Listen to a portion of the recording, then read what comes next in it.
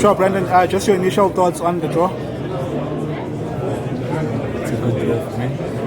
Always nice playing Super Sport. We know it's going to be a fight, like when you play any of Coach Gavin's teams. But exciting fixture. We know for a fact our supporters is going to come out and support us. It's a cup game. Obviously looking to all the way. So I think playing Super Sport, exciting. Looking forward to it. They've been struggling this season. You guys have started really well, and there was also that friendly match. Do you feel that it's the right time for you guys to face Super Sport? Is it to take advantage maybe? I think for me, going on experience, that never really says anything, because one week you can see a team struggling, the following week they can hammer a team. So for me, it's not taking any team for granted. It doesn't matter how they've been starting the season. Obviously, we started well, and obviously hoping to continue on that path, obviously getting better, obviously with the new coaches in, trying to apply everything we've learned step by step. So for me, it's not taking Super Sport for granted and knowing that we're going to come up, it's going to be a dogfight. Just on that, I just wonder, for instance, your great rivals of the Paris, their fans are celebrating a trophy at the weekend. Does it make you guys any more desperate to lift this trophy before, that drought that some people are talking about stretches into a 10th season? I think for me, it's never good to be desperate. Because when you are desperate, you never really get what you want. I think it's obviously looking to see what we can do in order to get that trophy down. And I mean, what better way to start with the Black Level Cup? It's the first trophy after Grass of the season. So for me, it's going out in every game, as a final. Wanting to go all the way and wanting to win it. And I think this is a good start for us. And hopefully this can set the tone for the rest of the season. Well, having said that, is there genuine hope under the new coach, this vibe of the fans and stuff, that you guys can really do something special this season? Obviously, the bigger picture will be qualifying for the Champions League or Conference Cup or winning a cup. Are those some of the discussions that you guys are having behind the scenes?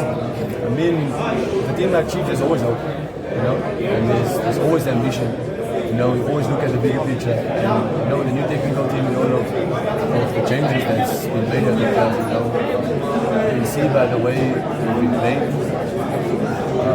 new energy, a new vibe on the field, it's something that's been brought by the new technical team, I mean, in the past we've struggled, and you could see it on the field, you could hear it if you speak to players, and I think that's something that's slowly starting to change, even though they've only been there for a short time.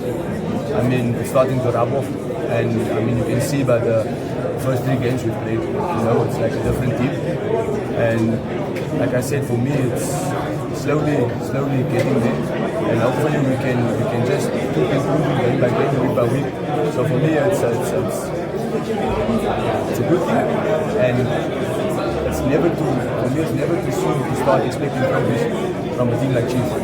Because they should be winning trophies, season in, season out. Yes, we've been on the drought for long. I think for us it's time to change it and not just say it, but do it.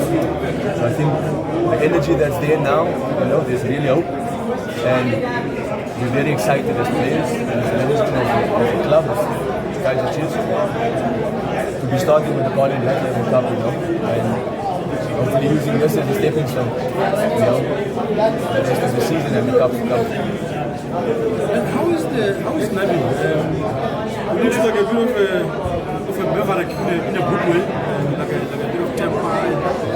Does it push you guys? Is he a nonsense kind of guy? I think he's a coach with principles. He's a coach that wants you to do what he expects you to do, and he won't expect you to do something that you can't do. He knows the quality we have, and he knows each and every. When he came to Chiefs, he knew each and every player and what he's capable of giving. So for me, it's the factor of trying to bring that out of a player. And I mean, when it's time to work, it's time to work. They'll be shouting, they'll be grinding us, but as you can see, it's paying dividends on the field. So for me, there's time to joke, there's time to have a good time, but when it's work, we work. You know, and I think the switch up we made, you know, as players, you know, it's a fine line between, you know, going out and having fun and when it's time to work. And I think that's the important thing for us, that I think this season we look like we're getting it right. It's making that switch up, you know, when it comes to working, we're working. So for me, I'm looking forward to the rest of the season, and, you know, working with the technical team and gradually improving step by step and game by game. And the competition among the goalkeepers, it's just come now. Everybody must be on their toes now. No, 100%. I think for me, like I said, competition is good. I love competition. I like fighting for my place. You know, for me, I always say if there's no competition, you tend to go into relax mode, you become lackadaisical. So for me, competition is good. You know, and always looking forward to fighting for the number one spot. You know, it's exciting. It's a new goalkeeper coach. You know, new energy in the goalkeeper group. So for me, good. Brandon, you spoke a bit last year about the unity within the goalkeeping department, and a big part of that was also Ntwari and Khune. Now with the gap that he's left there, I know that brotherhood is still there and that unity is still there, but you have Buma have sort of had to come up and be the senior players now. Is it a case of we continue the lessons we've learned from A2? Have you felt that gap, or how different has it been in the goalkeeping department without that experience? And how are you coping as now the sort of the senior players? I think everyone knows E2 as a vocal guy, you know. You know when he's in a room, you know. And obviously you felt that presence at training, and you know when he's there. So obviously in the start, when when you come back for the new season and you know everyone's there, and you can notice that someone is not there. You know, but for me that's football. You know, people come and go, and for me it's you get your time where you need to step up and you become the senior player. All that. So for me, it hasn't been like a shock or anything, but the important thing for me is to keep that camaraderie between us as goalkeepers. It's like I always say, that's our safe haven. You know, when things are going well, people celebrate us. When it doesn't go well, people, they don't like you. You know, they gun against you, and it can be tough. And that's what you fall back onto, is that unity as a goalkeeper group within the group. And I always say we are a group within the bigger group.